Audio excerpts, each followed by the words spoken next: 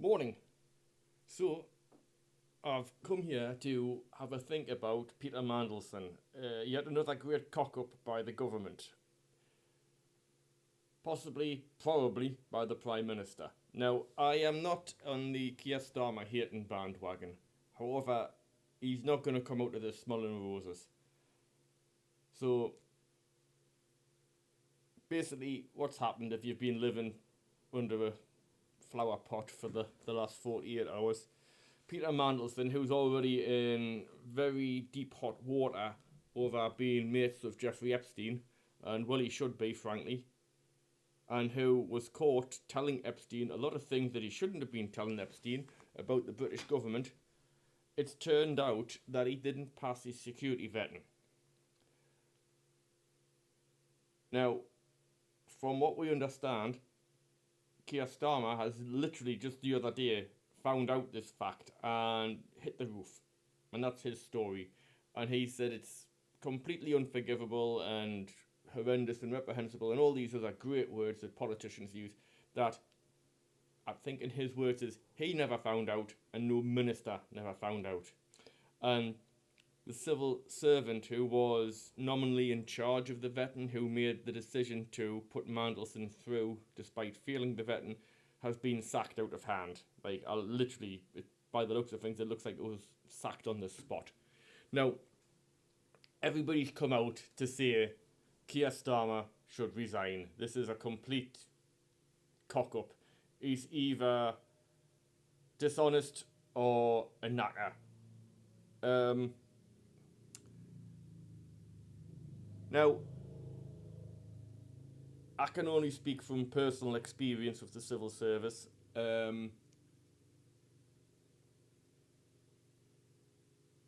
I don't find this particularly surprising that somebody who should have had information didn't get the information, especially in a job where, well, I mean, it sounds terrible, but especially in a job like Prime Minister, where you've got 100 other things you're worrying about. Um, Obviously, one of the top things you should be worrying about is like who should we send to America to deal with Donald Trump. That should have been very high up his priority list, and we don't know what's happened. I think tomorrow is Monday, we will find out what Starmer has to say on the matter. He's reasserted that he wants to do it with full transparency. Good luck, I say. But this is a very bad thing for him.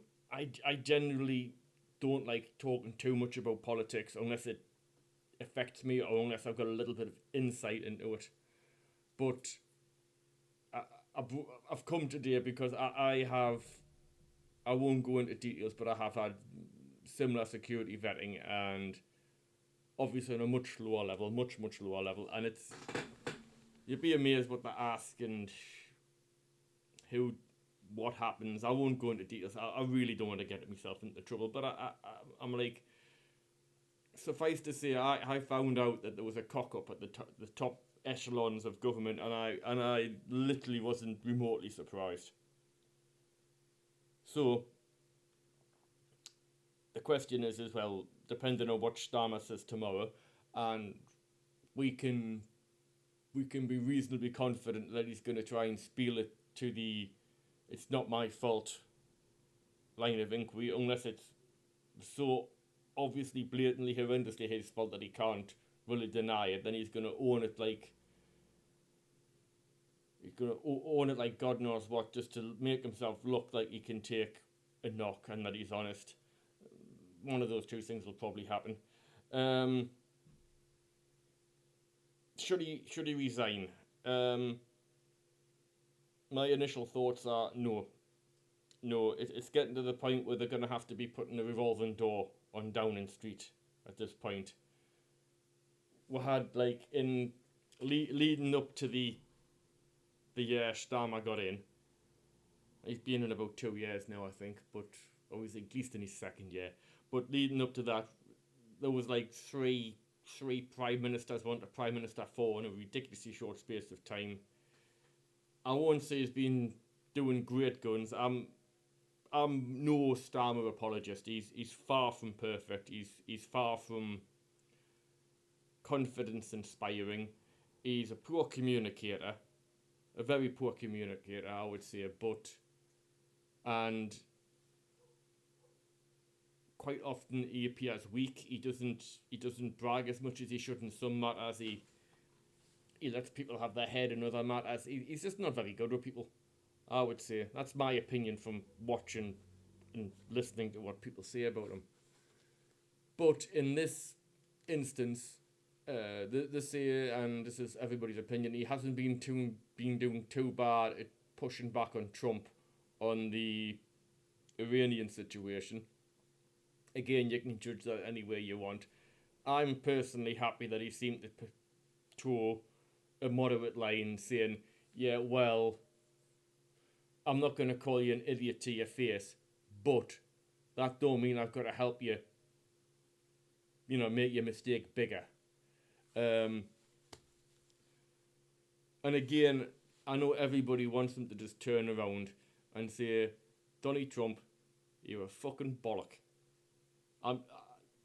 I would find that very satisfying, but unfortunately, this is politics, and we're not here to satisfy ourselves. We're here to do what's best for the country we serve. And whereas you can argue Starmer hasn't done the best for his country in many aspects, in this one aspect, I think it's possibly the worst thing he could do for his country, to just turn around and fully just go into Donald Trump with both barrels, just tell him what he truly thinks of him. I noticed there was something the other day that somebody had said that Starmer, I think, is really frustrated with Trump. So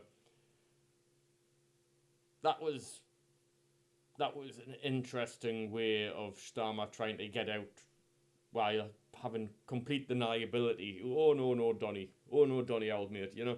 Whereas still letting the public know that he does really, really find Trump hard work. Anyway. So, yeah, I don't think he should resign over this. Obviously, depending on what he says tomorrow. He has made an error. He probably should have asked. I can well see him thinking. I think one theory that was put forward was somebody got the security vetting across his desk. He saw the error or errors or the discrepancies in it and said, well, Mandelson hasn't passed. Then I went up to somebody else and said, well, that's within acceptable parameters, if not optimal. I don't know. I think a few people said they just wanted somebody to go over who spoke fluent bullshit so they could handle Trump. And he says, well, the pros outweigh the cons. And then somebody else was probably joking and said, I hope to Christ he doesn't leak information. That would be very ironic. And of course, then by the time they've sorted this out and they've put another dossier over, and Starmer might have said, well, how's it went? And they just said, yeah, he passed. Whereas they could probably have said, well, he scraped through. There was a couple of things. What do you think, Kia, old son? Two steps away. I have some knowledge of organisations where that's all it takes for a cock up, and I will be very surprised if this is the first time it's happened, but unfortunately this is the first time it's happened, and the thing that it was meant to have prevented, the security check, the thing that was meant to have prevented has happened, as in Mandelson was telling Epstein all sorts about the government, whatever, I forget exactly what, that wasn't the exact topic of this video. And yeah, somebody's ball should swing for this. Is that the expression? And so they fired this Ollie, what's his job, and now everybody else is paying for blood, and well they should. But given the spirit of all the other, how many other prime ministers have had in,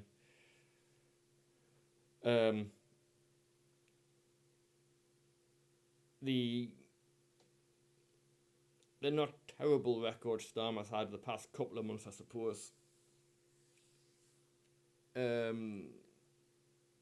Obviously, assuming that he's been telling the truth, that it might come out that he hasn't been. Depending on what he says tomorrow, maybe Starmer should stay in. And I would think no less of you for disagreeing with me on this. If you're going to disagree with us and you're going to comment, by all means comment, but for God's sakes, keep it polite. There's nothing worse than just like taking a deep breath and diving into your comments, if there is any. I don't get people lost. There's a very small site, and you're just like, oh God, not again. But yeah, I don't think there's much else I, who is a complete layman in this area, can say on the matter. So yeah, there is one thing. If we sack off Starmer, and again, I'd say we, if they sack off Starmer, I doubt they're going to phone me up for an opinion. I might watch this video. You never know. But if they sack him off, who do we replace him with? Who do they replace him with? We're going to get Beardnock in. Yeah. Obviously not. I think they'd have to appoint a new leader of the Labour Party, and I'm not 100% sure who you'd get in now that would do a better job than him. And you've got to admit that when he did come into office,